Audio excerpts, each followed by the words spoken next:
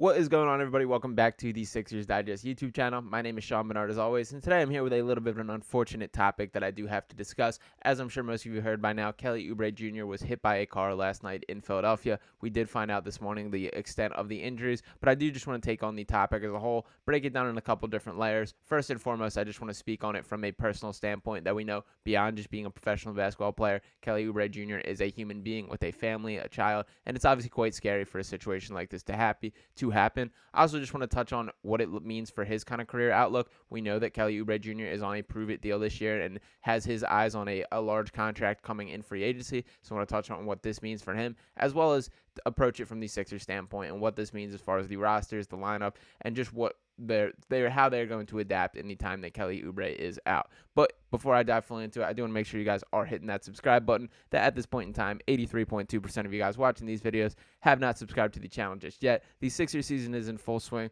There's plenty of excitement to be breaking down, plenty of higher vibe and higher spirited videos than this one unfortunately will be. But I do think it is important to talk about Kelly.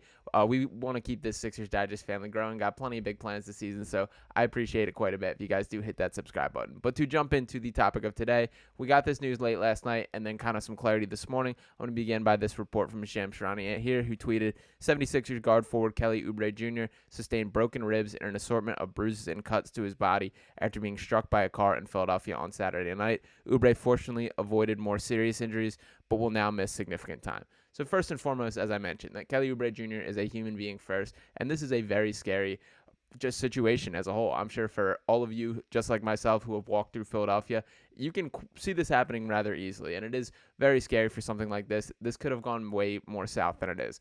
I am grateful that these are non-life-threatening injuries, that he ultimately will be okay and will eventually be back on the basketball court this season, but it is still a very frustrating point. And we have, to make matters worse, we have this report here from the Philadelphia Police Department saying that Kelly Oubre Jr. was struck in the upper chest area by a silver vehicle traveling at a high rate speed on Saturday night. The car fled the scene. In addition to broken ribs, Oubre has injuries to his hip and right leg.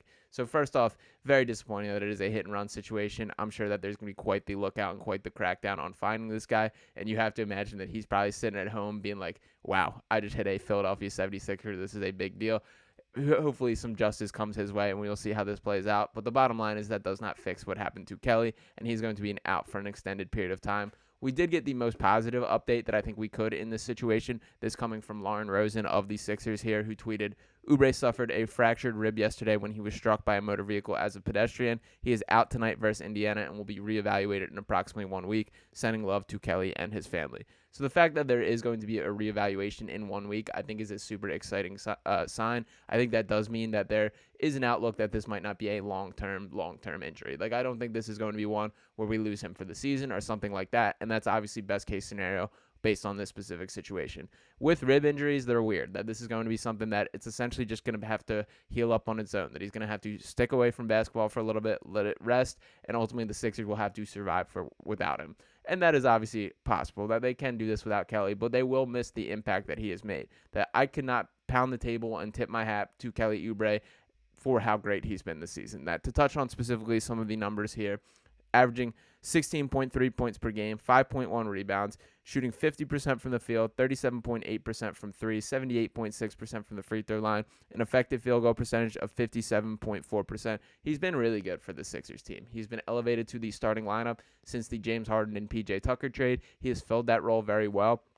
He is the most pure wing that we've seen on this Sixers roster in several years to this point. And it is nice that there is an overhaul of options behind him for the first time throughout the entire Joel Embiid era and really beyond, if you want to circle back, for the last time there was this much depth on the Sixers team. So that is a nice sign from the Sixers perspective, but they will absolutely miss what Kelly Oubre has brought to the court. So to speak a little bit on the financial and career side for Kelly Oubre, we know that he took this deal, veterans minimum with the Sixers this offseason, as essentially a prove-it deal, that he wanted to make it known to the entire world that he can play on a winning team and can contribute at a high level. And the early signs were incredibly intriguing with that he has been an awesome addition to this roster. He is a guy that the Sixers will miss while he's out. His athleticism, his instincts as a cutter, he has competed defensively. I could not be happier with what I've seen from Kelly. And just to touch on a couple more here as far as stat-wise, 17.4 points per game. This was before the last matchup where his numbers did go down a little bit.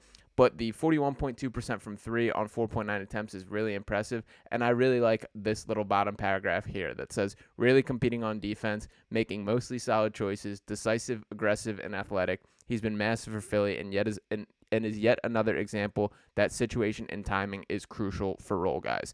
That to me is kind of the biggest point there that I think needs to be made, is the reputation that has stuck to Kelly Oubre Jr. is he's kind of a losing player, that he has some losing habits in the way that he plays. When we talk about not being a great passer, his assist numbers have never been very high. He's had 5 games in his entire career with 5 or more assists, which for a guy who has the ball as much as he can, last year he averaged under or just 1 assist per game on a 25% usage rate, which is almost hard to do.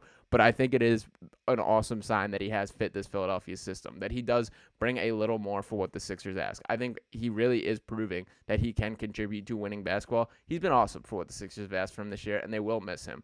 And to touch specifically on kind of the outlook as a free agent, this was written in Hoop Type this week, and it says, playing some of the best winning basketball of his career so far, Kelly Oubre is averaging 17.4 points, 4.7 rebounds, and 1.3 steals on a quite tidy 51.8, 41.2, and 80% shooting splits through 7 games for the Philadelphia 76ers, 4 of the last of which have been starts. The advanced metrics rate Oubre highly too, as the former Kansas standout ranks 31st league-wide in win shares per 48 minutes and 50th in BPM, proving that his impact is far from empty. With Oubre on a 1-year deal, paying him a meager $2.89 million, the lefty swingman is on one of the most valuable contracts in the league. If he keeps up this type of production, his next contract will undoubtedly be more lucrative. So that's where I think the career aspect for Kelly Oubre is specifically frustrating. That this is very much, he is proving to the rest of the NBA that he is ready, that he wipe the reputation clean and look at him in a brighter light, because he does deserve it, that he is proving that he can adapt his game in a way that I think many did not believe were capable, and he absolutely is on track for a massive payday. We're going to wait for the timeline and what specifically is laid out for how much this will impact things. Ultimately, this is not something that can be held against Kelly when we look at the market. He got hit by a car. Like, that's very unfortunate. It's not like this is a guy who suffered an injury playing or isn't taking care of his body or anything like this thing. It's just a freak life accident that unfortunately happened to him. So I do hope that teams view it that way when they talk about it this offseason. And I also do hope that he is back on the court in the short term, because we know that is the ultimate goal for Kelly. Maybe it will be in Philadelphia. Based on how he's played, I would have absolutely no problem giving him a higher valued contract. In fact, Daryl Morey mentioned on the Rice to Ricky Sanchez podcast that the Sixers offered Kelly Oubre a more lucrative deal early on in free agency. He wanted to see things play out, talk with a couple other teams, and believed he could set himself up for a higher paying opportunity there.